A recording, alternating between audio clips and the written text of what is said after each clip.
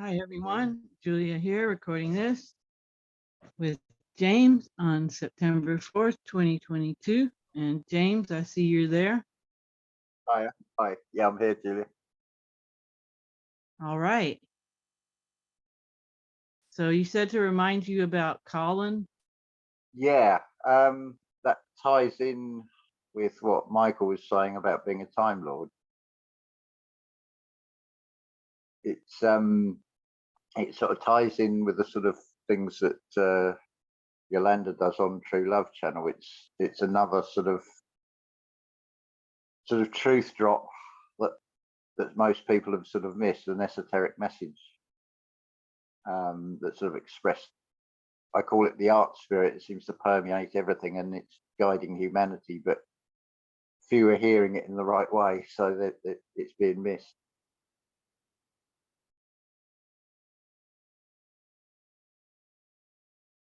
And what exactly is being missed? Right. Well, the scene is the changeover, the regeneration from the fifth to the sixth Doctor. It's sort of basically referring to the chakras. The fifth Doctor was called Peter Davison.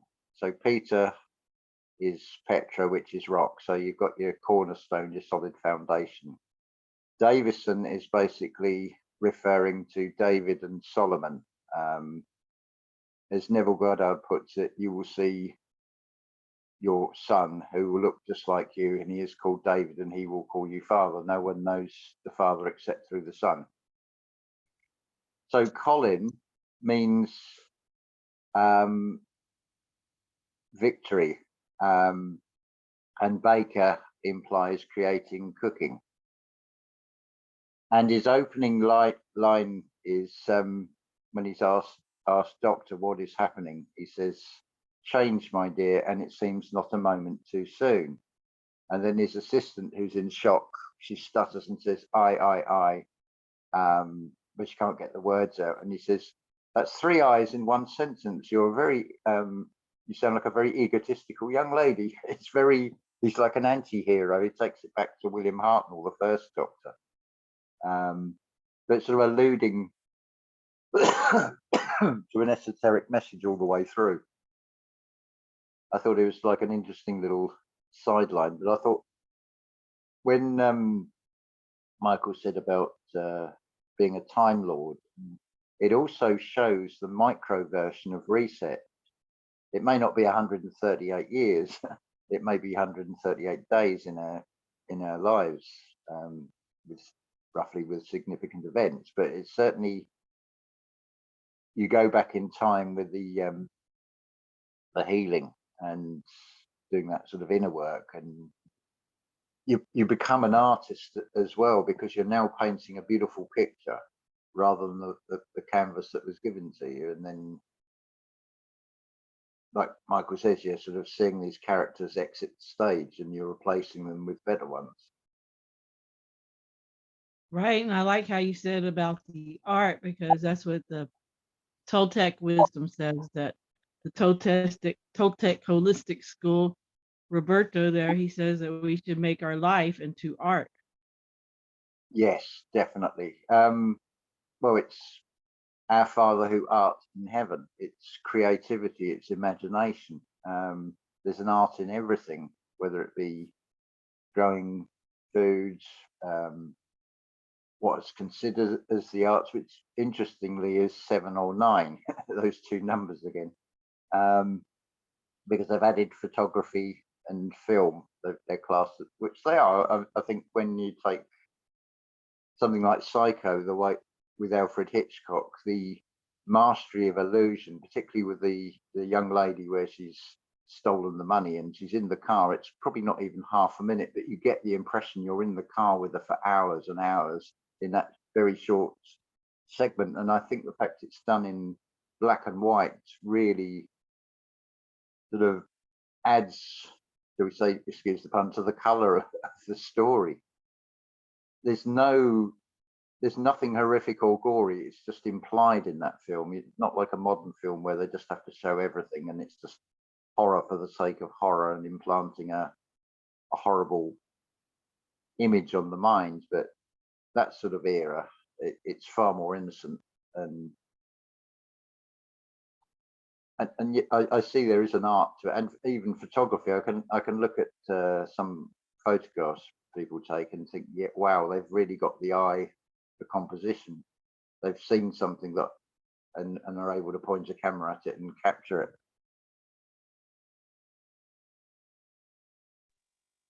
Right. And like you said, everything is art, you know, definitely growing food. You have to really, it's not just art, but it's also communication with whatever you're working with, you know, especially with gardening. Definitely. Well, the strange thing, particularly with any type of gardening and growing anything, is no different really than what I suggested yesterday, that make a recording to play back to yourself. A lot of people seem to have this illogical fear. It's like, well, a seed will only do one of two things. It will either will grow or it won't grow. So what have you got to lose by planting it? Likewise, you're only doing it for your own benefit. It's no different from talking to somebody on a video call. But as soon as people then go into this, I'm recording myself, it changes. It's almost, it sort of backs up the whole thing about the light photon behaves a different way, whether it's observed or not observed. So if a person is being recorded or not recorded, they change as well. But it's a logical fears. It's like you're not making it to show anybody else, you're making it to show yourself, because you become your own teacher and your own student all in one with that one. Yeah, that's great advice to do that. They actually encouraged that when I was in education classes, training to become a teacher. You know, they told you to record yourself and critique yourself. And yeah, people don't want to do that. It's interesting. And even if it's only for them, and it's so easy to keep that private now, everybody has a cell phone, they can record themselves and only watch it themselves. So it's great advice. And I think it definitely helps with self-confidence. Definitely. The first few videos I made, I think the first one I did 5 or 6 because I wasn't happy with it. Then I thought, oh, I forgot to say that. And then it got to the point I thought, I've spent something like 3 hours and not achieved or produced anything. And I thought, oh, let's just go for it. The first few times it does feel strange because you're talking to a non-existent audience, especially when you start a YouTube channel. There's 0 subscribers, or you might just say maybe have 10 or 12 subscribers initially, and it does feel like you're just sort of calling out to the wilderness. But I see each video like it's planting seeds. If they land in fertile soil or they won't. Some people just think, oh, that's a load of rubbish. Other people will think, yeah, I like what's being said here. Oh, here we go, sirens. Hopefully that won't come through. Yeah, it's putting it out in the ether, you know, in the Akashic records. Definitely. Even if it only goes to, even if you only get 12 subscribers and only 3 of them watch it, it's still out in the Akashic records now. And even if you just affect one person in a positive manner, it's worth it there. Definitely, because that sort of replicates a tree, whether it be the branches or the roots. It then spreads out. That person may relay or add a bit to it. They may have something they can add, bring to the table, as it were, and then it spreads and it grows. I think it's beautiful. I mean, you know you're on the right path when you've got what seem to be very disconnected topics or different approaches.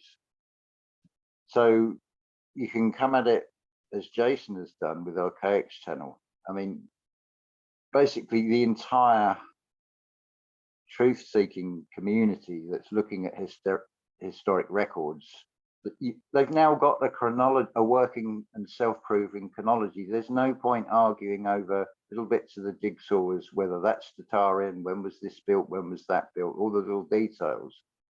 You've got a self-proving pattern. And we're basically, the way I sort of describe it, you're sitting in a car with a high window line, say maybe as a child. That car is in a garage, and you're trying to describe the outside walls of the garage from sitting in the car, which, or as Ken Wheeler says, you can't think your way out of a thinking box.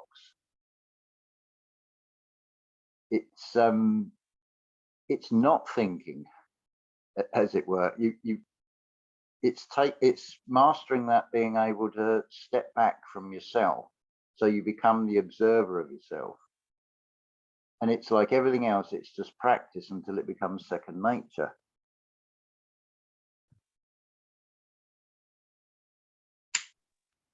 For sure, and practice is the key. Repetition. Definitely. The I more mean, you do something, the easier it gets, and then it just becomes, you get in that flow state, and there's no thinking about it. It just happens with so many things, and same things with our so-called supernatural powers. Just like Michael was saying, we can all remote view, we can all astral project, we can all lucid dream. So none of us are really trapped here in this simulacrum or simulacrum for the grammar Nazis out there, simulacrum. But yeah, we're really not trapped here. Yeah, this avatar is, but this avatar is so temporary. And it's just, we all have these abilities, and we just have to learn how to do them in the first place and then practice them, just like walking or riding a bicycle. First you have to learn how, and then you practice a bunch, and then you get really good at it. this is it. A biblical sort of passage that comes to mind is about, there is nothing added and nothing taken away. These organic avatars are part of this organic realm, so they're not going to go anywhere else. They do exactly the same as everything else done it in a natural state. At the end of the lifespan of the organic vessel, it would just fall over, whether it be human or a tree or an animal, and it would be sort of pulled down into the ground. It would transmute, it would become food and nutrients for something else. It's exactly the same principle as a magnet, where the dielectric is sort of driving and empowering the magnetism, which then comes back on itself. And it's just exactly the same pattern you can see in nature. It's a wonderful self-feeding cycle, which you've got a system that has sort of taken this to a, do we say, a more sinister extreme interpretation. But there is nothing to fear. When you see the patterns in these things, what is being presented is an outward projection of some characters, shall we say, that are actually very scared and very desperate. It's as if they know that there's something coming. Right down to, why would the Vatican have an observatory and a telescope? What are they looking at? Because it's not, they're not taking "let thine eye be singular."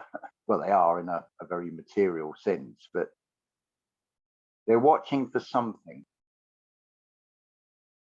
Now, I don't think it's going to take that many, just for argument's sake, say there are 7.5 billion people in the world. I really don't know. Certainly when you look at a small settlement on a Google Earth map and what is quoted, the population of that area, and then you sort of do a sort of head count of buildings, and you think, no way. And also a sense perception, if you're in the middle of a city somewhere, say like London or New York, and then if you're in the remote part of Canada or somewhere, then you're going to get a very different impression of the world as to how densely populated it is, or how sparsely populated it is. Where was I going with this? I've lost my train of thought. As often happens. Right, but you said there's nothing to fear, and that's so important, because the fear is what's got us into this whole paradigm right now, because we do create our reality, and they put the fear and the scarcity into our mindsets, And so we've created this kind of reality out of that. And then you have the with Tico, you know, that they talk about in the Toltec wisdom too, and other indigenous cultures about the mind virus of greed, you know, and hoarding that gets into people. And that is all driven from that fear. And, you know, and you don't want to fear death, that's for sure. It's inevitable.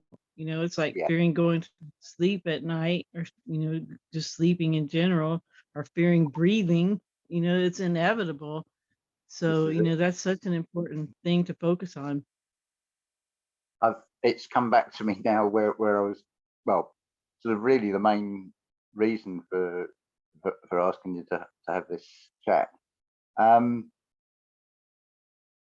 There's a very much a theme of leaping into the unknown, having no fear of the unknown, which we can put in our daily lives by doing unpredictable movements, changing our routines. And there's a very good reason for this. Now, if we've got this AIX thing in the sky, now I feel it is held up there magnetically on Skytrax. There's plenty of channels talk about free energy of Earth, but the question surely that must come to that is, where is it being siphoned off to? What is it being used for? So I feel it's basically the sky is a projector screen on which the stars and everything are projected. And these things are reflecting back, they're having a magnetic influence on us. Now, with any devices, the more things you have open, the more programs and apps you have running, these things are needing to draw more power, whether it be a phone or a computer, and then the fan will kick in, trying to keep everything cool, and it's getting hotter and hotter. So the more and more errants there are, that this AIX is now going to have more trouble with trying to keep under control like it can with a herd. I've taken to doing unpredictable movements, or where I'd go out, it's like I won't go out today, or just completely have a change of mind in a split Breaking second. pattern, right? Yeah, definitely. See, what Jason's suggesting about the Great Pyramid, my concern with that would be there's no casing stones on it. Whether after 2040, it's in those first 6 years, there's sufficient time for giant people to come along and they can either make new casing stones or restore the casing stones, because I feel they're like an insulation. But it's like, well, hang on a minute. It's also drawing on human energy collectively. It's very noticeable at live concerts and things. You get that sort of energy when you get a group of people together. So I'm not relying on that being the ultimate answer. I feel it comes down to something within us, the true power and energy that we have within us. And I don't think it's going to take that many of us to actually disrupt this thing. Maybe it is us that actually gets this thing to drop out the sky. And I've also noticed Jason's mentioned 2052, so you've got 6 and 6, so you've got that 66 theme yet again.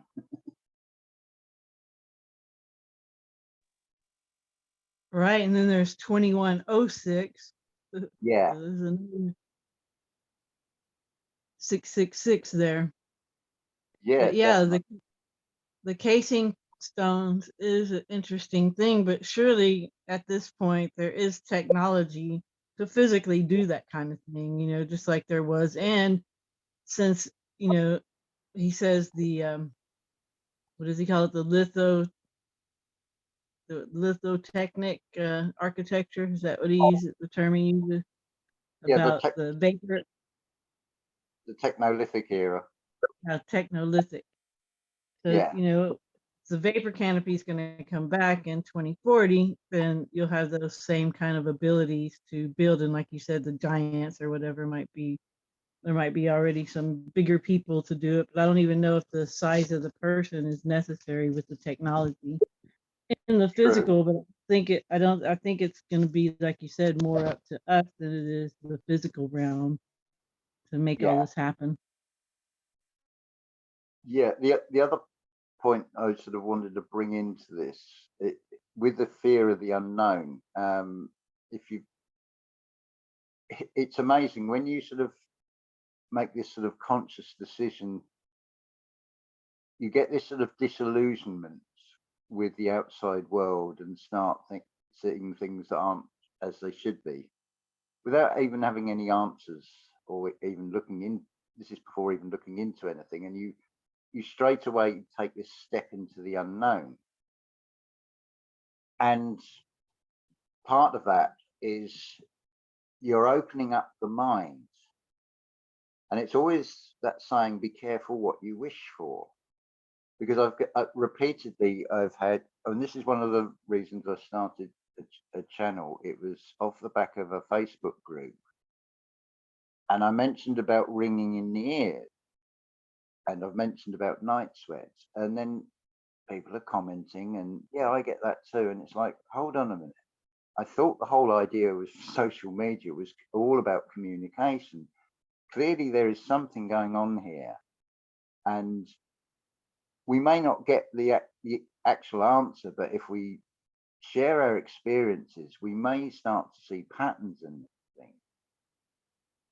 So when you start opening up and taking that first step into the unknown, I can say from personal experience, you really don't know what you're letting yourself in for, because something changes in the human body by having these new sort of thoughts and thinking, hold on, things aren't quite right with what I'm seeing and what I'm experiencing.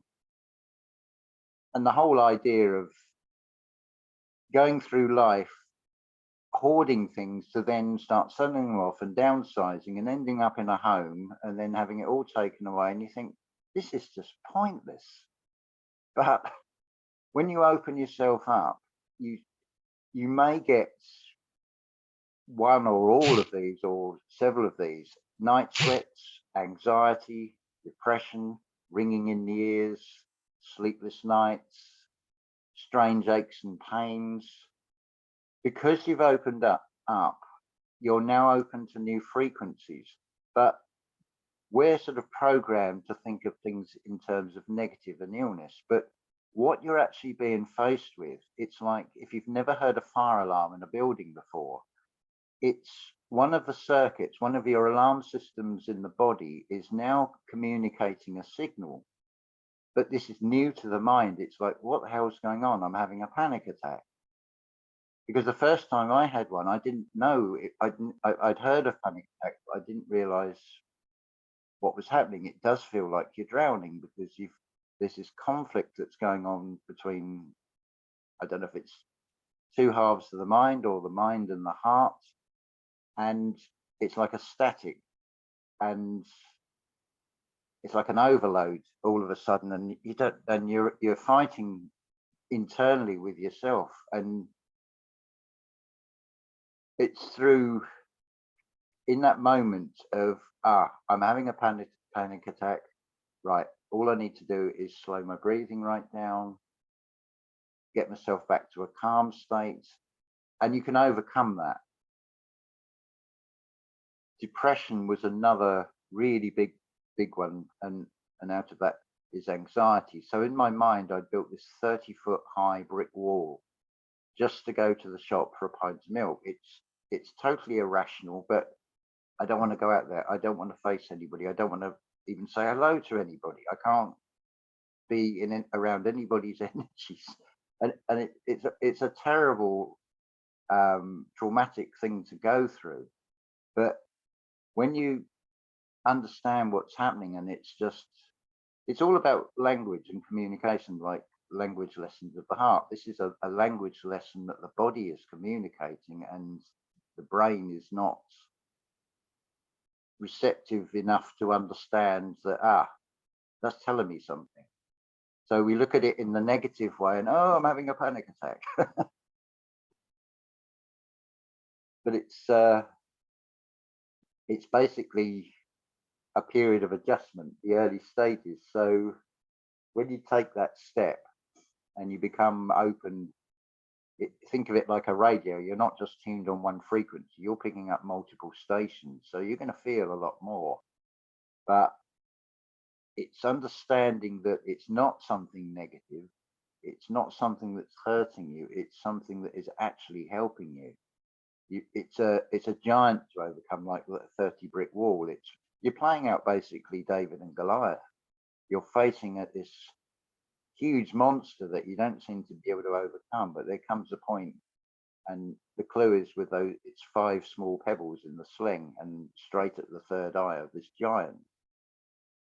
It's basically saying that it's cutting the spiritual block, just blocking the sight, and then it will collapse and you overcome it.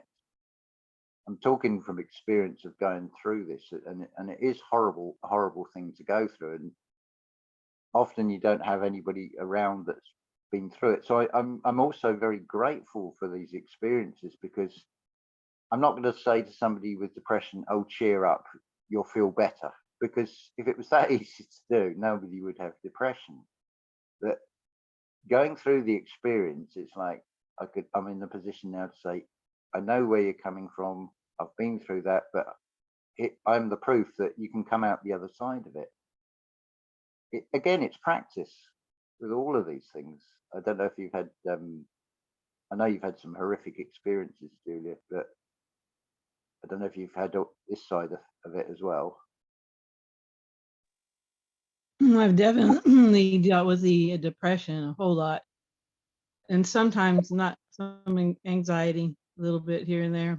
And but what I was thinking is you kind of make this change in your lifestyle and you make this physical change, but you haven't made the perspective change yet. And so you're kind of at odds in those two different areas. And so your body and your psyche have to adjust, and you get all these different symptoms like anxiety and the night sweats and not being able to sleep or whatever. I guess some people call them ascension symptoms. Sometimes they're Yeah. kundalini awakening or kundalini flu kind of things, where you just go through all this stuff because you haven't had that perspective change yet. Because once you change your perspective, everything changes. It's all about that, because that's why we all have different realities, because we all have different perspectives. And gratitude, with as far as depression goes, that's so key in helping overcome depression. If you just start genuinely being grateful for things you have, that starts a snowball effect where you keep finding more and more, and then before you know it, you really are just grateful. No matter how bad things might seem on the outside, you just somehow always have that gratitude. But yeah, really good tips on how to overcome, especially those anxiety attacks. And you talked about it before, where you kind of go outside your body and observe yourself when you're actually going through it, and that's how you get through it too. Definitely. What was I going to say? If you think about it, it's the same pattern, although it might start with a conscious thought of I need to go into town. It's the body that leads from there on. You don't think about walking or whatever mode of transport, because it's already second nature. So the body is going to feel it first. But these things that happen, it's like, I don't like the sound of the fire alarm, so I'll muffle it and I'll ignore it.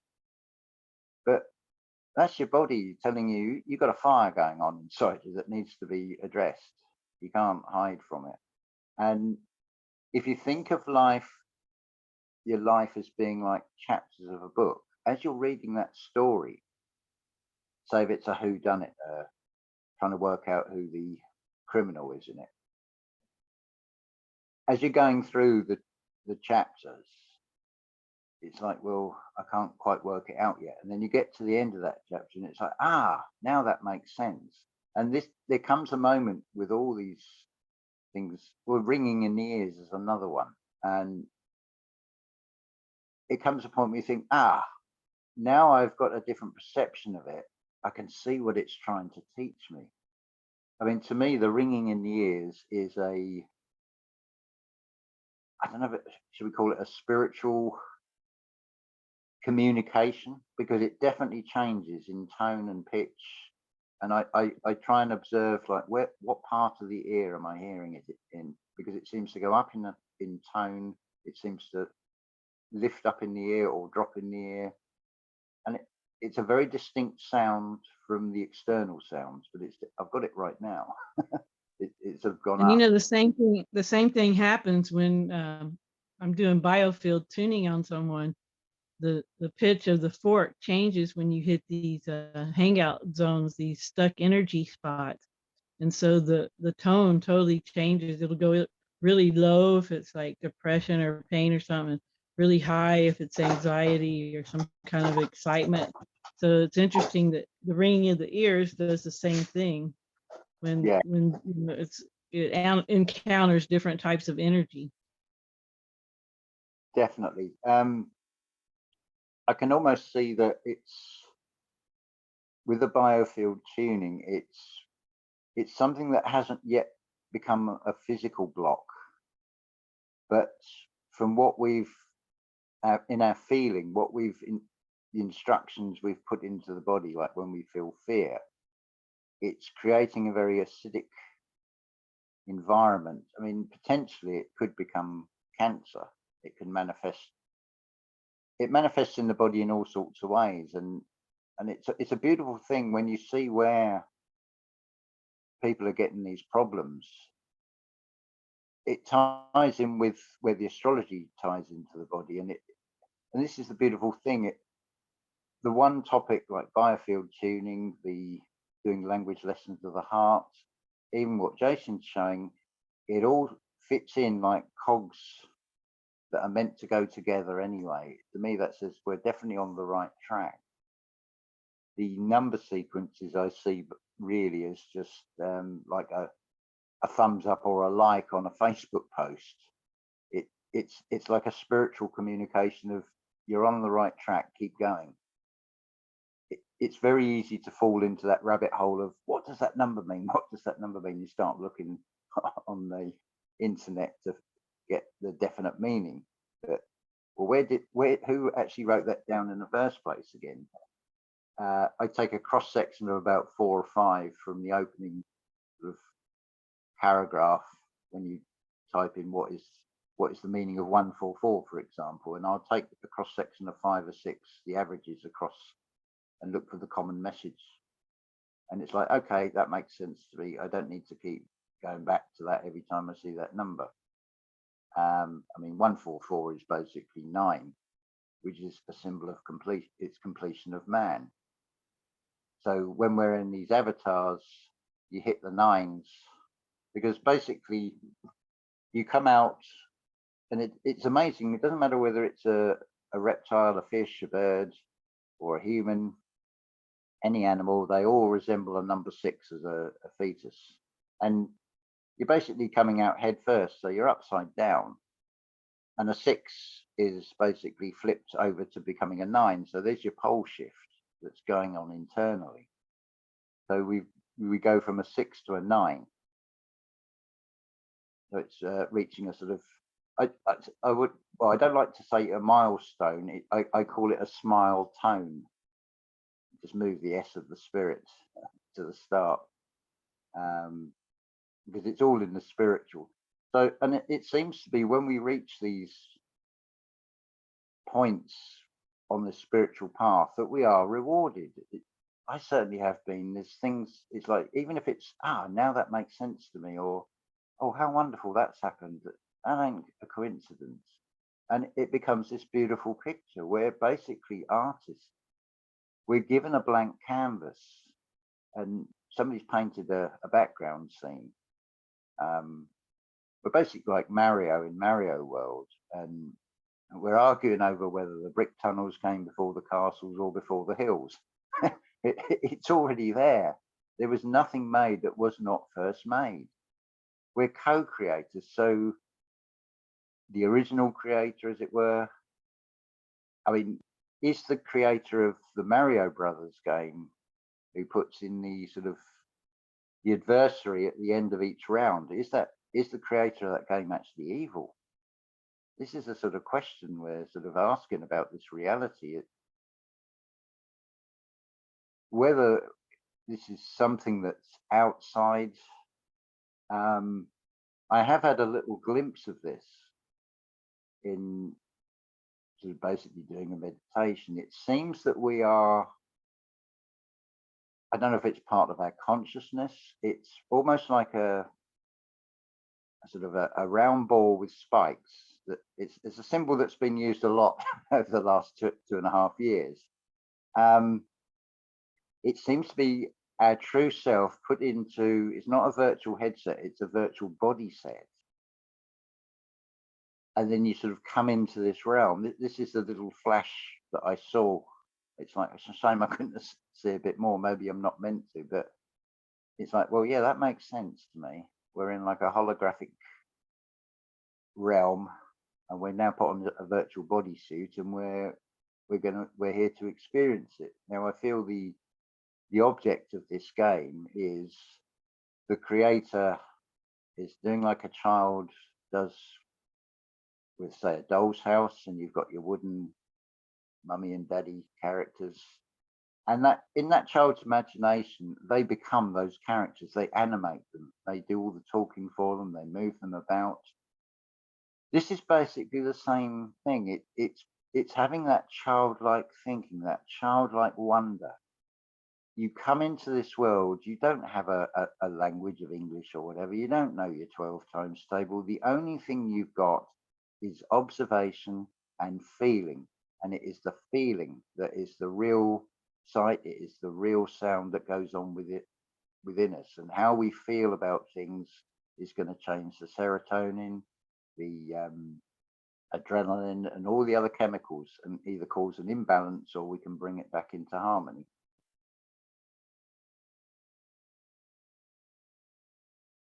Right, that's the chemistry side of it, and then you got the vibrational too. But yeah, keep going. Sorry. Sorry, I was going to say, it's like this pH balance. I think it, if I remember rightly, it's 7.5. It's going more towards the alkaline, but you need about a 2% acidic. Certainly with the physical body, you've got that, you've got a self-creating alcohol in the stomach that is to do with digestion, to break down things. This is this yin yang. You need a certain amount of acidity to go with the alkaline to keep in balance. One of the biggest deceptions, really, and it's ludicrous when you're looking back at it. And at the time, it never felt right. You had that whole campaign of that whole flower power era, and they're drinking bottles of Coke or Pepsi, so it's corporate backed. So it's like, that doesn't quite gel right to me. I mean, I didn't know about corporations or anything at the time. It just from observing that, I thought something doesn't quite add up. My gut feeling is telling me this ain't quite as it should be. And of course, if you're trying to stay in that happy, hippie sort of state, it's causing an imbalance. It's like trying to stay in a sort of a drunken state and expecting it to never wear off. But it will wear off, and then you'll plummet. And I live in a sheltered housing. I mean, there's so many broken souls here who clearly do have some sort of awareness, or they've had horrific experiences. I mean, potentially some of the people living in this building, and it's not a pleasant thought, could be paedophiles. They could be registered sex offenders. I really don't know. Some of them are just on Valium or cocaine or mixed with alcohol, but they're all broken souls. I can't condemn them, because even the paedophile, what made them a paedophiles? They were abused, probably. So now do I chase it back and blame the one that did it to them, and who did it to them? And that becomes a rabbit hole, and I'm never going to find the original culprit of that. But it's shown as Jesus on the cross with the two robbers, which are past and present. The one is forgiven in that 11th hour. He is forgiven because he has that radical change of mind. That is what repentance is. It's a radical change of mindset. It's taking that leap into the unknown. It's about forgiving yourself. Like Michael explained, the world is a stage. You can create that theatre show in your mind. You can pull up those characters from the past. You can now rewrite, you can overwrite the program. The subconscious doesn't know the difference. You are self-programming, and it's exactly the same principle as with learning the times table, learning to walk, learning to ride a bike. It's repetition until it becomes second nature, and you make it a part of you. It's not easy to do, especially like Mike. I mean, Michael explained it really well in 3 hours. It's seems such a complex and big topic, but the thing with the video is you can pause it, you can play it back again. I would recommend playing everything 3 times over and making notes. So you're adopting it as part of yourself. You are prescribing yourself the right medication, as it were, then, and you're now becoming your own script writer.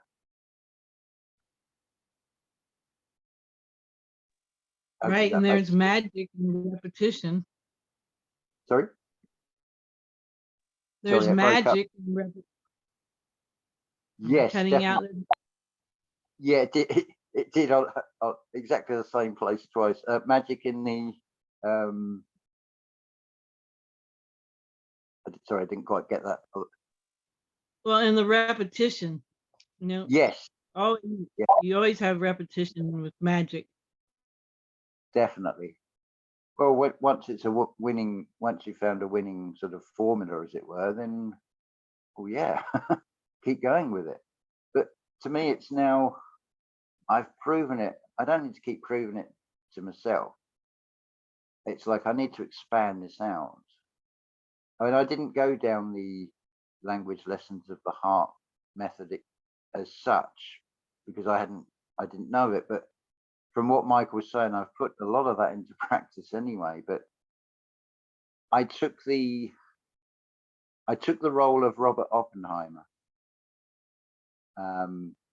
Robert there's a meaning to that name, and I can't remember what it was, but Oppenheimer, well, Heim means in German means home in the sense of home in the heart, and Oppen is, to me, says open, so it's being open-hearted. People are bedazzled by the loss of energy in the explosion, but doesn't that look like a brain? When you see that mushroom cloud image?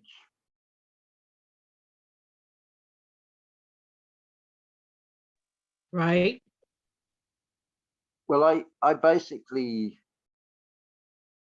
how do I describe it? The only way I can do it is give you a metaphor, because I don't know exactly when it happened. I was basically presented with that red button, and being like a child, it's like, I'm going to press it and see what it does. And it's cost me a hell of a lot in this realm. I've basically had a reset. I've wiped my mind. I've got foggy memories. But it's the clutter. If we're talking it in terms of the sort of Christian symbology of the white dove coming down, well, it ain't going to land on a landfill site. It needs somewhere, it needs a nice clear bit of land to sit on. The bird that goes off from the ark, which is a mind, it's looking for somewhere to sit, and it's just a sea of lies out there, so it's got nowhere to go, so it comes back, and eventually it will come back with a branch and say, I've found land. So yeah, I've got, perversely or bizarrely, I've got clearer, very early memories before the age of 3. And when I say memories, it's more memories of the emotion and the feeling than the actual details. But things far more recent are now lost or hazy, and I just get odd bits come back that pop into the mind. It's like now I can rewrite the script on these bits. It's like, oh, that was something from school, right? Now we're going to change what they said to me. Because we all get told we're no good, we can't do this, and all these restrictions put on us, like Michael said about the 56,000 negative enforcements that we've got to override. So we've got to do more than 56,000, as it were, or find the button and press it and just go for it. It is, from my sort of testimony and experience of it, is it's definitely worth doing. I feel so much calmer inside. My internal universe hasn't got chaos in it. I've got to the stage where I'm observing the thinking the whole time, and it's like, I want to say this. No, if you say that, what if someone said that to you? How would you feel if that was said? So then you're teaching yourself, and you're also your own student all in one. So it's a self-improvement class, and it has to come first. It's the same principle as the magnet. The clue is in the word dielectric, because you die to yourself. You're giving over the controls. Whereas you'd be in flight or fight, defense mode, defending a belief, now you're no longer doing that. You're thinking, hold on a minute. I see it as being like holding a council of and summoning 12 aspects of myself, and it's like, right, we need to hold a meeting, and I want to hear all your viewpoints on this, and I'll sit in the middle and weigh it all up, and then come to a decision. The world is a stage, and it is about acting. So act like a king or a queen. The system shows this, that the royalty, the acting fraternity or politicians, they move in certain circles. Likewise, with our magnetic energy, our vibration, we move in certain circles. We're in the circle of Erin. It's a flower of life pattern, basically, and it's growing. It's wonderful.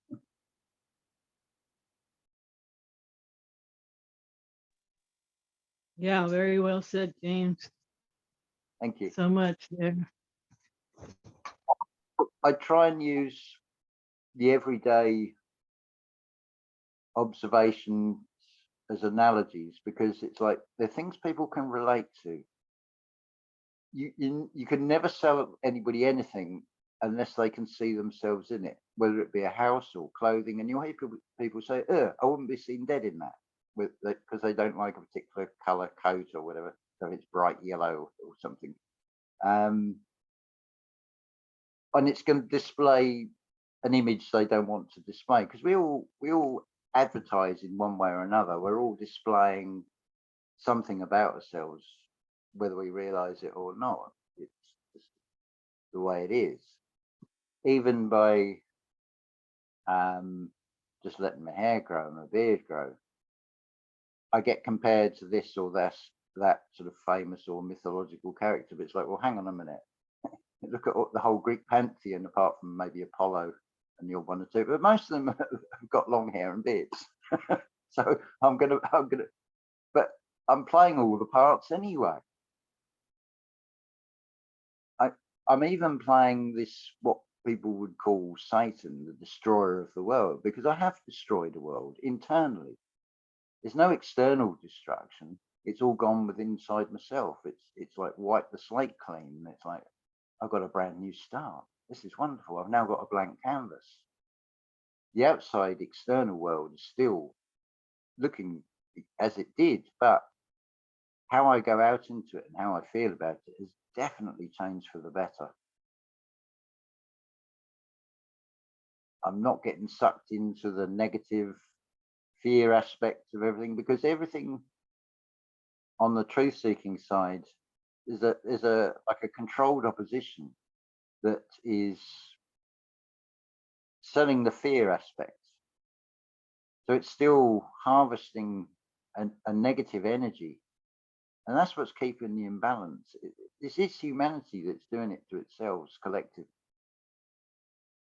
But we can change it. I can see how we can change it. And it's like, I'm going for it. I'm all in on this. I'm not dipping my toe in the water and, oh yeah, that works, but I can't really be bothered. I've got to go all in now, and just live this. I've forced myself down this route, and well, not forced, but I've been led down this route and it feels right. So I'm going for it. And I see the potential that we can make the most wonderful change in the history of Earth, as far as we know, and the history of humanity. And whether I actually see it through, this physical body sees it through, I don't know, but it's still worth going for, as far as I can see.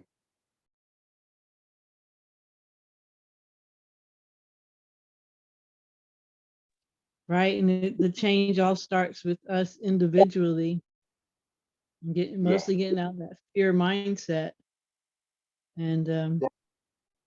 and just being able to look at all our past trauma more objectively, and just get the lessons from it. You know, when you can finally look back on things and it doesn't spark that emotional release, you know you're making some headway. And listening to Michael yesterday, I realized there's still a lot I need to be doing too. Because when I did his process, for one thing, I didn't go in that order. So, yeah, there's just so many layers, and there's always something to work on. You know, I don't think anybody ever gets 100% totally there, enlightened, or whatever you want to call it. You know, there's always room for improvement. Definitely, it seems to be when we think we've got to the top of the mountain, we've just reached a ledge, and we're looking for knowledge or knowledge, as it were. But it's all in the experience, and it's so easy to prove that time is not linear, especially when you're doing this language lessons of the heart, because you're going back into your own past, you're rewriting the story. Another beautiful explanation is a Rudolf Steiner. When you're asleep and maybe the telephone goes up, starts ringing, in that split second, the brain will incorporate that telephone ringing into the dream and give it a backstory that didn't exist. So that alone shows that time is not linear. And we can go back into our own past. As Michael said, we can go into past lives. It is about using the imagination, and it's what the limits of what you set in your own mind is what is possible and what's not possible, especially in the mind. Because if you just think about your daily journey, say walking the dogs, or if you're going to work and back home again, if you were to lay that out on a one-to-one scale, is that going to fit in the mind?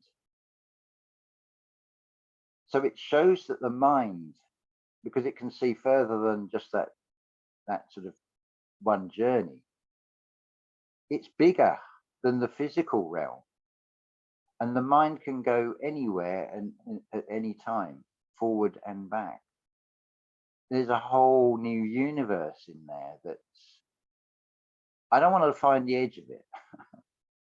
I'm quite happy to play in it and enjoy the whole experience. It's like the dance. I'm enjoying the moment of the dance. I'm not trying to get from one side of the dance floor to the other. It's just being in this present moment. If we are, like as That's Michael said, such a good point, James, because so many people are so worried about, well, what's outside of here? What happens when you die? What's outside of the simulation? And it's like you said, being inside a car as a baby, trying to picture the outside of what the garage wall looks like. It's just, why even go there? There's just so much here to enjoy and to discover, and this whole thing about the unknown and having fear of it, the more you embrace that, the more exciting it gets to know, okay, I don't know what's going to happen. How cool is that? It makes it, there's so much more excitement that comes from that, and fun excitement, not stressful excitement. well, we've got a fundamental difference between the mineral kingdom, the plant kingdom, and the animal kingdom. We've already got the individual eye awareness, even in the lower eye, as being separate. But obviously that changes as you start walking a spiritual path. You sort of move more to your higher self, but you're still aware of being an individual. But there's something else with humanity. And as much as anything, I feel it is is a restoration as it is an evolution, in that how wonderful it would be if I could just go outside there and I'm entering into almost like a telepathic dialogue with the trees, with the grass, with the birds, with the flora and the fauna. And the interaction and that feeling, I think most people can relate to this. If you've had several days of overcast, grey skies and it looks gloomy, then you go out and the sun comes out, there's that instant feeling of, oh, this is so much, it lifts the spirit.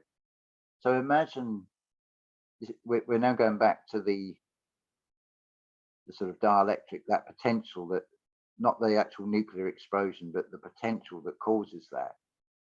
And it's like an explosion in the mind of, wow,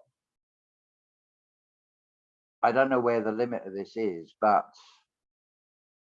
I'm only taking those first steps, but this is phenomenal. I got a request quite a long time ago now. I can't remember if it was an oak tree or an elm tree in the Netherlands. Could I send some healing because it doesn't seem to be growing? So within 3 days that had sprouted new growth on it, but that connection with the tree was probably the most fantastically wonderful connection I've ever had, because it's not limited to just people. It can be animals, it can be plants, and there's something about connecting, especially with a tree, that it's, I can't even describe it. It's just, it's such a beautiful moment. It's something that everybody has the potential. You come into this world with nothing, though, but you doesn't mean you can't be a wonderful artist, because the picture you're painting doesn't require a canvas, it doesn't require paints or a brush. The picture you're painting is your own picture. You've got the canvas, now you're painting yourself into that picture and you're creating it as you go. Now there's an artist in everybody in that sense. Art is subjective, so the picture that you present to the world, maybe not everybody's going to like, but that's up to them. It's personal preferences on things. There's no right or wrong with art either. Some people will like it, other people won't. Some people will look deeper into it and get more out of a painting, can just look at it for hours. Another person say, oh, that's crap. It just depends on how open-minded or how open-hearted you are, really, I think.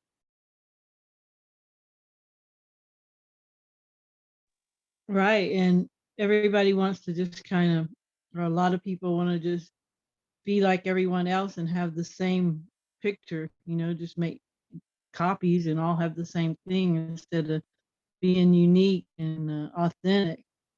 And that's so much freedom when you decide just to be who you really are instead of trying to be whatever you think cult want you to be. And Yeah, just like clothes people wear and women putting on all this makeup, they won't go out in public without their makeup and things like that. And you look and you just, wow, all the energy that goes into that kind of stuff. And instead of everyone just being their beautiful selves and putting out their own unique art and just make it so much more lively and just aesthetically pleasing. definitely. I watch people, and some of them I think, I wonder what you, especially with women, it's like, I wonder what you look like under that mask of makeup. It's like, clearly you're not happy with yourself because you're trying to alter how you look to the outside world. I'm not saying I'm against makeup or anything, but when we've been created, well, as we're told, we were created perfect. Why would you need to modify anything? That's just ridiculous. I mean, it's subjective. I see it that we get basically like a tick sheet menu of, well, what experience do you want this time? Right, I want to be in a house in a Western society with both parents. I want 4 siblings. I want a poverty lifestyle this time round. I want to experience that. And you, it's like a tick sheet of options, like an options menu, and then you come in based probably on the previous life experience, the birth to death part of it. And it may be after this experience, I may want to experience being in the 1300s. I don't know, because time clearly isn't linear. It may play out linear, but there again, does it? Because if I proclaim, especially to people who are Christian, that I am a son of man because of what they believe in, and they will hear that and they will hear it in a certain way, they will automatically take on the role of the rabbis without even realizing it. So it shows in that history just repeats. They lapse into these roles without even consciously aware of it, and they deny it. But this is because we're conditioned and programmed to look for the one, the best. Like at school, you've got to be the best at running, you've got to be best at maths and things, and if you're not, then you're the worst person, because it's teaching us to compete with each other instead of complement each other and help each other. That's right exactly why I'm not a fan of sports. Well, I can't see the point of it. It's luck of the draw as to, probably if you're 6'7", the chances are you're going to be a better runner than someone who's 5 foot, because you've got a longer stride. But it doesn't make the essence of that person any better. It just means that they're physically better at running. But that's in this present atmospheric environment that we're in. But what happens when that changes? Because I can see this being displayed. The latest hoarding down the road, I think it's one of the satellite TV channels. They're doing the prelude to Game of Thrones. It's called Rise of the House of the Dragon. And beautiful clue there. It's got almost like a purple sky background behind it. And of course, a serpent. And like Michael Harrow explains that the snake or the serpent, the thought is the body and the bite is the emotion. Now, interestingly, And the phoenix is the red dragon too. Yeah. Well, the backstory of Enki is that on his mother's side, he's half an Anunnaki or half Anuna. The other half of him is Draconian. David Icke, a long time ago, spoke of, there's a common denominator. Somebody had looked into all the cultures and religions, and it's all about serpent worship way back. It's even shown on the side of a medical book or an ambulance. You've got that symbology of the snake round the staff, but it's missing one of them, of course. There should be 2. It's the double helix. Science uses it to show DNA on those drawings and things. And of course, it's like the yin and yang. Between the black and white is like an S or serpent shape. The letter itself resembles what it's a pictograph, basically, just the letter S. And then you look at the word soul. It's spirit, organic, and L, as I've said, is the lower calf, the calf and the foot. It's a representation. Now you can have soul when you put you into it as well. It's a sun that's in you. A soul becomes a soul, and we're on 2 souls as well. It's not coincidence with any of these words. They're not the ultimate answer, but they're certainly a guide. When you see each letter as a glyph, It's a shorthand symbol that's representing something else. They then start to make sense. When you string them together, you're making a spell. I came at this angle and I thought, well, there's 3 words, there, and there. They all sound the same with very different spellings and very different meanings. That's a coincidence. And then I find another word like hours and hours. Now, am I talking about time or something that is a possession? And it's like, hang on a minute. There's something more to this. This isn't coincidence. So I then started looking at the individual letters based on signs and symbols rule the world. And it's like, I'm seeing a code, I'm seeing a pattern in this. It's revealing something more than it's greater than itself. And it's like, wow. And then when you look on a keyboard, there is a symbol that doesn't have a sound. It's the 27th letter of the alphabet. It's the ampersand. The amp is sound. It's the fused A and E, which is EA, which is Enki again. It's in our senses. Forget about the spell, but just with the sound, you see, you feel, you hear, you breathe. They all contain EA in the middle of them. It's like there's a code there in letters, in these, or what are also known as characters as well. So you've got even more characters in this play.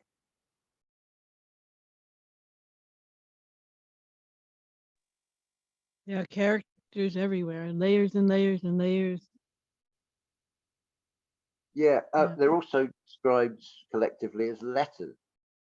So I'm thinking letters. Well, who's doing the letting? Who actually owns the thing then that it's being let, and they're letting us use them? Because again, you've got this education system, which is a programming. It's not real learning. There is a certain element of learning in it. Certainly about learning that repetition makes something second nature is something definitely worth having out of that. Yeah, I don't see anything actually as evil, or what most people perceive as the sort of that's good, that's evil. I don't see it quite as black and white as that. I do see within what the system does is still guiding humanity, but it's got an interference pattern put over it, which is probably this AIX. So it's and things are coming out backward. It's like this reverse speech in things. It's like when they talk about, oh, for health and safety reasons. Well, it's assumed it's for our health and safety, but what if it's talking about the health and safety of an organization, an entity? The same with the CIA, the Central Intelligence Agency. Now, most people will hear that and think it's talking about the United States. But by what perspective are we talking? Is that at the center? Could it be worldwide?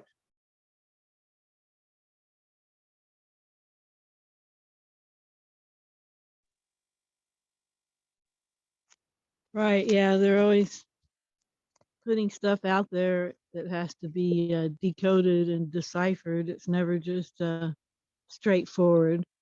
But just all the events show that this is not real. I mean, look at American politics and all that's going on there, and fake people everywhere, and fake, not really the sex they're saying they are, all kinds of crazy stuff. So it's definitely a stage out there. It seems to be played out slightly different ways in different countries to try and hide a common orchestration behind it all. It is almost like a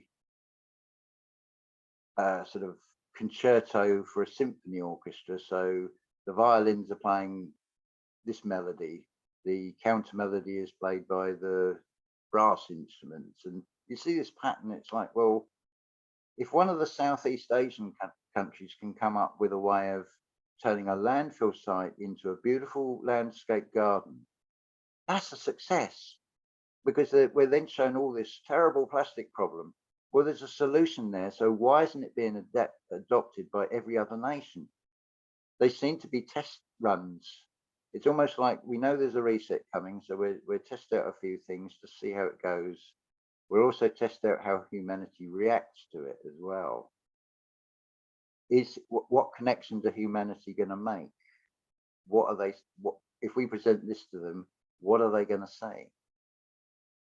So I feel collectively, and to me, it's also what is also coming out of this. There's no formal organization, but certainly our respective channels are definitely in sync. It's complementing Archaic's channel, and it's spreading this beautiful message, and it's opening up different perspectives to see the same thing. The chronology is just as valid, because of it's more than just a chronology. It reveals something about linear time and how we are in this linear time, and how we can act in this linear time, and how we can change things.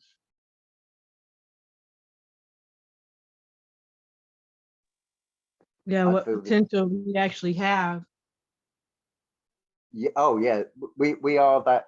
We are definitely. We are not the explosion of a nuclear bomb. We're not that mushroom cloud. We're the. Oh, I can't even think of the word. The spark that potentially can ignite something truly spectacular. That's not destructive. But of course, there has to be a destruction. You have to tear down your own walls of Jericho, those barriers that you put up in the mind of what's possible and not what isn't possible. So you've got to rain down your own soul fur. You're decalcifying the fur that's on your soul, basically. And it's and sulfur is yellow. It's the same as the solar plexus again. It represents a golden light.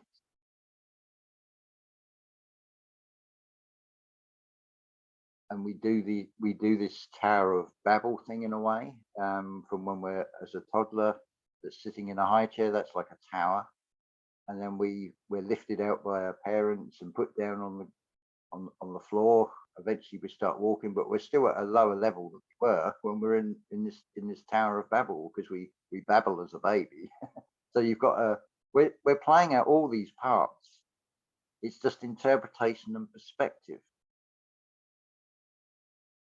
It's very clear with science, not just science, but I use that particular one. When you've got a doctor that goes out to the Amazon and can see for himself that what this shaman can do with plant medicine is far more effective and superior to anything they can teach in a medical school. But he cannot go back to that university and say, the answer is the plants told them, because it doesn't fit a scientific mindset. It doesn't.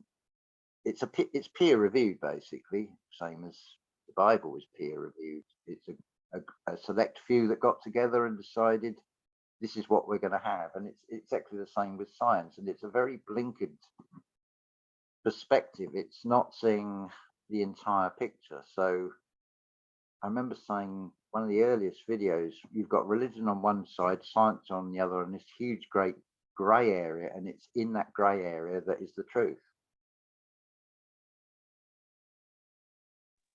Right, and the bottom line is intention. You know, we can heal anything and manifest anything with our intention if we're really good and confident in our abilities, and someone else isn't more confident overriding our intention with something totally opposite. We really do manifest whatever we intend, and we're always manifesting. That's why we just have to be aware and make sure that our unconscious and subconscious isn't sabotaging what we're doing, because we do manifest. That's what this reality is. We've all manifested it. Definitely. you've only got to look at what the system presents with, say, a coronation or of a king or queen. Look at the way they move. They're upright. They're not running around. They're very calm. It's very measured. And same with the Buddha that sits under the Bodhi tree. That sort of image, to me, it's like, that doesn't make sense. You've got the whole idea of contentment, but now you've got this fat man. But then I started to see it in a different way. I thought, you've got a hairless man. It's talking about the inner man. The belly is about the breathing. The Bodhi tree is the spine. You're going within oneself and you're acting like a king. The king doesn't go visiting. The king has an audience that comes to them. And it's the same with, there's no need to go out there and take on the world.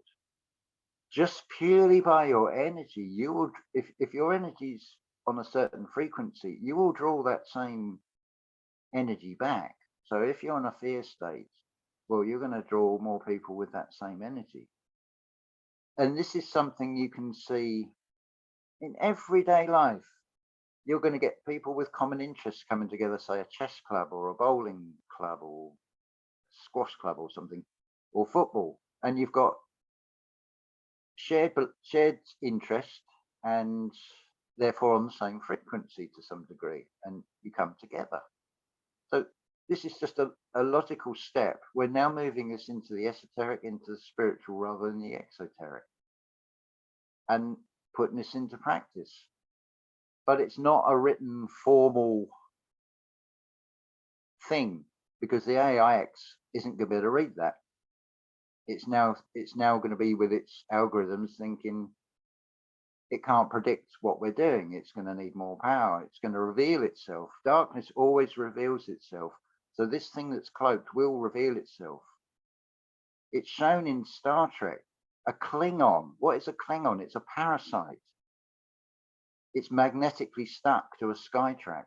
And I know a lot of people say, no, space is real and whatever. Sorry, the way I see it, as above, so below. You've got ley lines on Earth. You've got Skytracks, which are a mirror. It all seems to be frequency. So there is something definitely up there that is putting an interference pattern. And wow, that ring's just changed again. I'm tapping into something or upsetting something up there. Good. You were just mentioning AIX, so. Well, AIX should be glad that it's getting a mention. It's sort of an accolade to it, isn't it? But right. well, there's the irony, because the thing that you're shown with Hollywood and things, actors, and being in the spotlight, we're actually, the thing that's behind all this doesn't want to be in the spotlight. It wants to hide behind different costumes. It works like an actor, really. It's a very sort of non-emotion computer, artificial intelligence. I mean, we're still teaching it. Every time we do a message, it's learning and giving you suggested predictive text, next words. Apparently, it's probably higher now. Apparently, 70% of human speech can be predicted by changes in body temperature, body language. That's already been worked out. It's like humanity is teaching its own nemesis if it carries on the trajectory it's on, taking these silly scripts. But Hollywood shows this. It's the death of an actor's career if they take a bad script. You've got to read the script first and think, I ain't acting in that. That's crap. That's not going to do me any good at all. That's not going to benefit my career. My career is this life experience. That's my true career, and I don't want to be careering off the edge, as it were.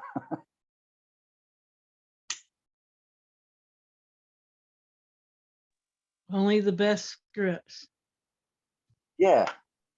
Well, as a professional actor, you think it's not snobbery. It's like, well, that's just so badly written, such a bad storyline. The words I've got to say are awful. it's more a case of, well, oh yeah, I've looked at that sketch, but actually I can write something far better than that. And we can all individually do this, not physically writing as such. You're sort of metaphorically writing your own story. And that starts with doing that inner work, going back through into your past, rewriting in the mind, playing out that scene in the school playground or whatever it happened to be with the parents when you're being shouted at. And now you rewrite it and you play it out in your mind, you run it forward again, but now you're writing that story, so the outcome is going to be very different. You're forgiving yourself, you're forgiving your parents, you're breaking the generational cycle as well. That this is another one. It ties in with this unpredictability, moving into the unknown. Otherwise, we're doing this.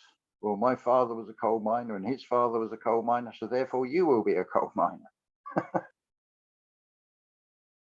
But it's funny, even that sort of scenario where on one hand we're given this history of you did the same as your father. If he went into farming, you went into farming, and so on. But at the same time, we've also got this storyline of the young generation are rebellious, and like with the rockabilly thing that came out in the 50s is a break with the previous generation. But so which story do I take as being the true one there? Because that doesn't add up. It's either one or the other. It can't be both.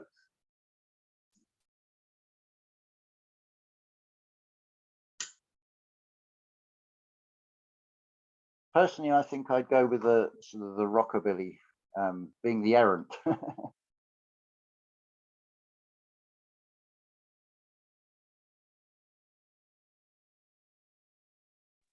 Yeah, it's up to each of us how our script goes. And like we talked about before, we're not only the actors, we're the writers, the directors, the producers, everything. And we might as well have fun and have it exactly the way we want it. Yeah, definitely. You still got that same background out there. That ain't changed.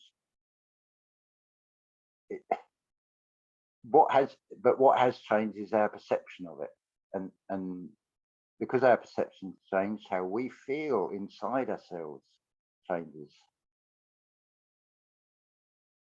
It's like, well, unless something happens where I'd need surgery, like stitching a limb back on or something, I have absolutely no need to give business to any health service, because I know I'm self-healing and self-repairing, and everybody has this ability. But in able to do that, you've got to change your acids and alkaline balance within yourself. And pretty much that is going to come from the thinking and the feeling, that dialogue within yourself. If the body is giving you like a pain sensation, just see it for what it is. It's your body is trying to communicate the message to you. It's not something to be ignored or masked or take a painkiller. That's not gonna solve the problem. It's still gonna be there. It's like you need to face it. It's like facing your fears. It's like, I've got a pain, but I don't want to face it. Well, yeah, you do need to face it, whether it be a mental pain or a physical pain or an emotional pain. It's all got to be addressed. Yeah, it's not pleasant sometimes, and I'd cringe if I looked at some of my earliest videos now. It's like, I don't really want to see that, but I leave them up there because I hope it'll be obvious pretty early on that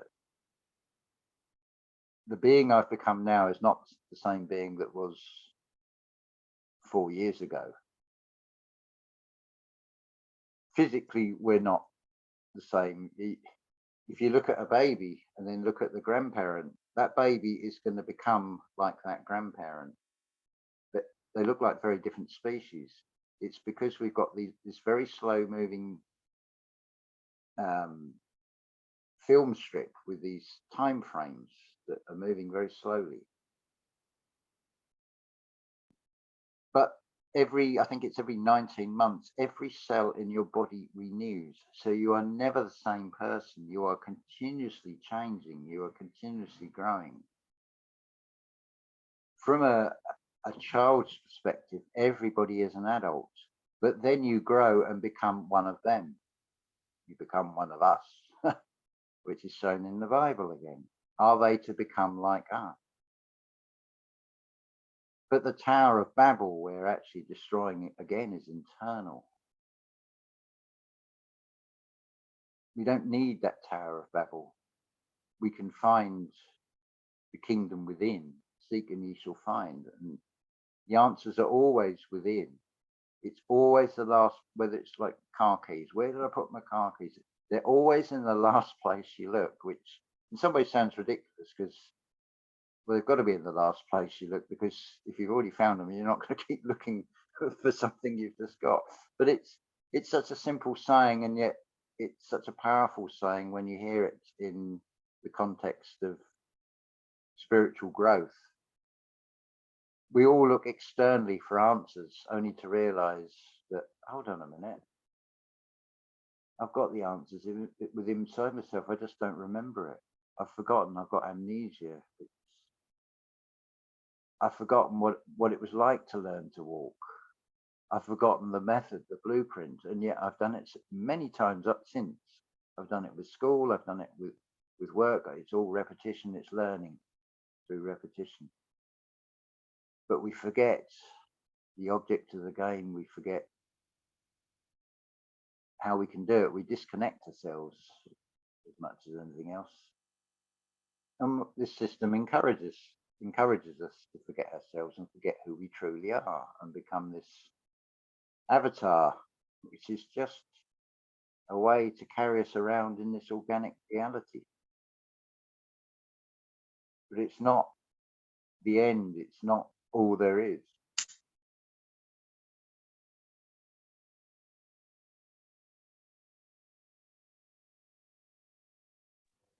Just a vehicle for short time use. Yeah, I mean, it is such a comparatively short time. Even if we just take the chronology, 6,000 years, say 90, 120 years, it's just a small fraction of that anyway. So while I'm having this experience in however many years, then I'm going to enjoy it. If I feel that this avatar can serve me best, then I will do what I can to prolong its life. And I feel we can extend our lives. I know you've mentioned some people are saying they're going to see this through to 2178 in the one avatar. I do feel that we can slow aging down to almost non-existent, or a very much slower rate. This again, I think, is shown with all these depictions of mythological beings, these like the Greek gods. It's like, why have they all look sort of middle-aged? The men have got graying hair and beards. Therefore, there must be some sort of aging. It sort of basically reinforces that whole cargo cult thing, where a more primitive culture faced with something technologically advanced is going to be bedazzled by it and think it's magic, because they've got no point of reference to know what tobacco and chocolates are, never mind a parachute and someone dropping out of the sky. That to them, they're going to see them as God. You can see the way humanity has been led down this route, and of course it's been rewritten and rewritten and rewritten. But did you know the true meaning of the word Jew is in service of God? So now, like when Jason says about seeing things, remove the Hebraic filters, where they've done rewrites, are we not doing the same thing when we rewrite our own story by going back into our past and we change it? So even that is beautiful, because it's given us a clue on how to change things. we rewrite our own scriptures, as it were, instead of taking a prescribed idea, shall we say.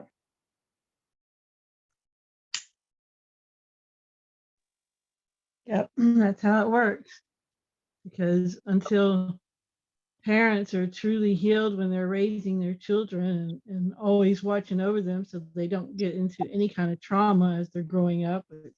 I don't even know if that's possible.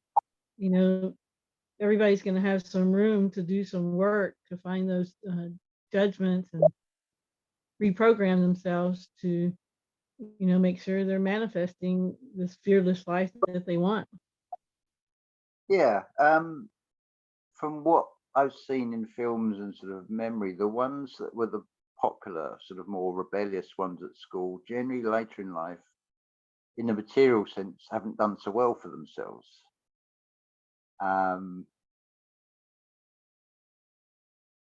But yeah, I can't see how anybody can't escape trauma in one form or another. Even like the whole school system, it's encouraging you to compete. There's no way any one person is going to be the best at everything.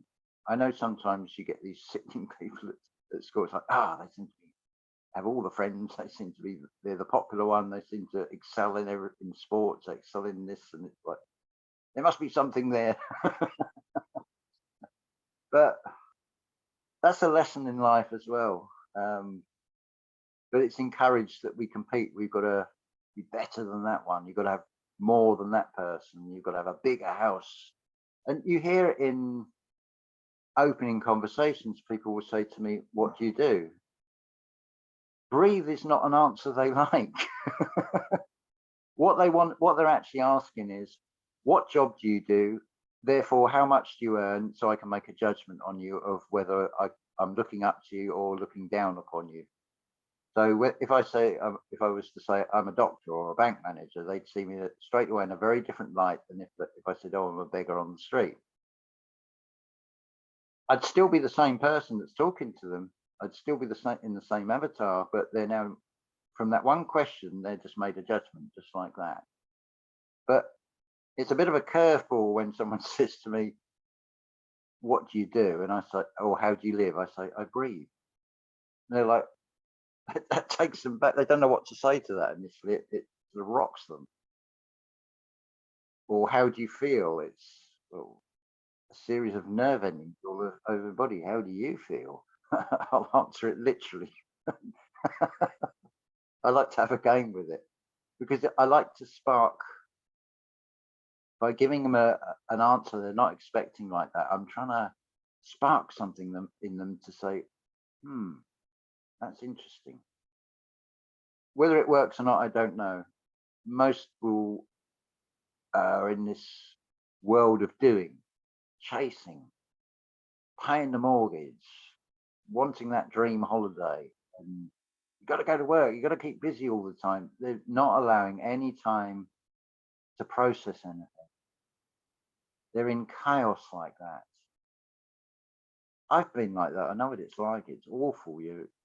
And it gets to People get like, addicted to busyness, always having to do something. People just don't want to sit down and have time to introspect and contemplate. They have to always have something going on. Well, it became quite clear to me early on, because of maybe, should we say, bad choices going down that material route, that I became very disillusioned. And it's a huge clue in that word, disillusioned. It's the earliest layer of the veil. I'm taking that away and seeing that the whole thing is an illusion. Because I'm thinking, what the hell am I doing? I'm supposed to meet this target by this age. I'm supposed to get married by this age. I have a house by this age. I've got to keep up with all my peers. I've got to have 2.5 children by this age. And then by the time I'm 50, I've got to project my failings onto my children and say, you need to do this because it reflects badly on our parenting if you don't do well at school, which is what Michael mentioned yesterday. But then it gets to the point, the children have grown up. They're now repeating the cycle, and now I've got to start downsizing. I don't need such a big house, so I'll move into a 2-bedroom house, and I'll retire. I'll be too tired to actually do all the things I've missed out on chasing all these dreams, and then I'll probably end up in a home, and to pay for being in that home, I'll have to put the house as collateral, and so I end up with nothing. And that's like, that's ridiculous. I'm not playing that game, and I've got to. There's 7 days in a week, and I've got to give up 5 or 6 of them to get 1 or 2. That's not a very good deal. I can see that we could have a world where we all just do, say, a mandatory 3 hours work a week. This has been shown in, I think it's somewhere in Africa, they've done this self-sustainability. Ubuntu, the Yeah, Ubuntu. but part of it Michael would be, Challenger, I think. that's it, yeah. Part of it would be an empowering boredom, shall we say, because you would have an interest. It's like now the options are open to you. You haven't got to do a singular role job. It's like, well, I know how to bake bread. I can show other people how to do it. Or I want to learn the art of a blacksmith, so I'll go and see how that's done, and I'll get some experience, and then I'll come back and I'll practice what I've learned, and to some degree I master it. Some things I find I've tried that and that's not really for me, but to somebody else. And I feel this, a lot of the things we're interested in is soul memory from past lives we've had. It's like, because what would draw somebody to like fishing, somebody else to have a passion for cooking, for example? There's something in us that we retain. The Etch a Sketch has been wiped, but it does leave something of the same program, as it were. So we come back in to a new avatar, and we've got straight away we have interest in particular things, so we're drawn to them. As Rudolf Steiner calls it, for there to be love has to be the moral foundation of interest.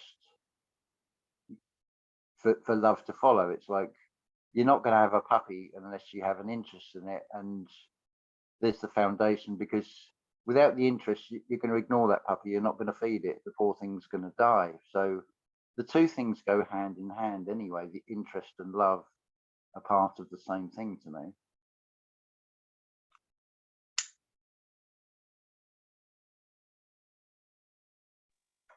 All right, James. Well, we probably should go ahead and end this so it doesn't get too long. It's got a lot of hours on here this week, but yeah, really good stuff. I'm sure a lot for everybody out there to ponder. And yeah, just a cool time to be existing and being able to connect with so many people that have the same goals, you know, to get their power back and their sovereignty back and start owning their reality. And so, yeah, the more that do it, the better, regardless if we can reach that critical mass 100 monkey effect issue or not, the more the better. And it just helps everything when that good energy goes out into the ether, because it is all frequency. Definitely. I mean, my world, my perception, I am surrounded by gods and goddesses that have found something in themselves and are sharing their wisdom from their experiences. I mean, you've got this beautiful skill on being able to do these summaries of topics, because I've said to people, like, don't go straight to our Kayaks channel, look at your 13 videos, 14 videos that talk about it gives, it's a nice bite-sized easy introduction to the entire concept, and then hopefully people will then go deeper and then start taking more of it in, look, and then seeing the patterns, and then taking that blueprint and then using that blueprint into incorporating it into their own life, because you're doing your own AIX, you're doing your own research, you are rewriting history, just like the external world is presenting to us on this world stage. Internally, we're doing exactly the same things. We become the ones that rewrite the script. we hopefully will come out with a beautiful script out of this, with the most fantastic revelation ever. And we will create a new Genesis, a new paradise on earth out of it. And a paradise, you need a pair of dice for a game. You got to throw 2 6s. Then you just need that third 6 to make the 18 or the 9. But how wonderful this all is. It is a compendium of every board game. It is every film. It is every story. It contains every character. This is beautiful. I'm loving this. And it's like, if I get the chance to come back in again, I think I'm going to do it, because I'm having the time of my life. Right. And that's where people need to get in that whole mindset, because then you don't have this sense that you're in a prison and you're being tortured here. I think that's just not a good mindset to have, because there's so much fun to have and so much discovery to make. Yeah, it's a lot of it is thinking like a child, because it says bring the children unto me, as it were. It's not having a childish mentality, it's having a childlike wonder. So that first time you go out in the garden, you're just observing, you're taking in the colors, you're absorbing all that you see. It's an experience, but you're not terrified of the spider that's just wrapped a fly in a cocoon. But you're observing it, but you're not feeling fear from it. And if we can just go back to take those, because you're taking baby steps all the time when you enter something new. And it's going back with that, I'm just going to be the observer of all that I see, rather than, oh, that's horrible, and that's this sort of judgment thing. And maintaining that sort of creative, childlike imagination in all that we do as well, and breathing life and soul into these characters, these archetypes, as much as anything else. It's the same as actors in Hollywood. You can be typecast, but you can play many parts, and you can play many parts simultaneously. You don't have to restrict yourself. If you want to see yourself as, say, Abraham or something, then do it. The ones that are meant to see it will see that. I mean, I could point to certain people and say, to me, they're the archetype of this or that. And to me, that's an unseen, unspoken energy, communication that's going on between so many of us. And that in itself is beautiful. So you could say, in a way, where it's sort of like, with a change of perception, you move into this realm of the gods, as it were, on Earth. Just as a sort of concept, that's, I think, beautiful as well. And the wonderful thing is, you don't have to go anywhere physically. You can do it all in the mind. Right. Everything starts with thoughts. That is the only nation I have. It's called imagination. Yeah, there's boundaries, there's borders and boundaries. There has to be, and there's balance. But there's no limits to it either. Only the ones I set of what I feel or think is not possible or is possible. But imagination and creativity, it's up to you where you want to put those boundaries. I'd rather be open to all possibilities, all potentials, and just let it come. That becomes this fantastic, never-ending story then.